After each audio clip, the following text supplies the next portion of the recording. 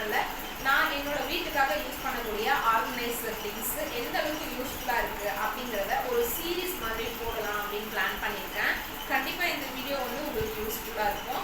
Because நான் use பண்ணிட்டு இருக்க ஆர்கனைசர் திங்ஸ் எல்லாமே பார்த்தீங்கன்னா கிட்டத்தட்ட 4 இயர்ஸ் 3 இயர்ஸ் 2 இயர்ஸாக யூஸ் பண்ணிவிட்டு அதுக்கப்புறம் தான் வந்து உங்களுக்கு ரிவ்யூ கொடுக்க போகிறேன்.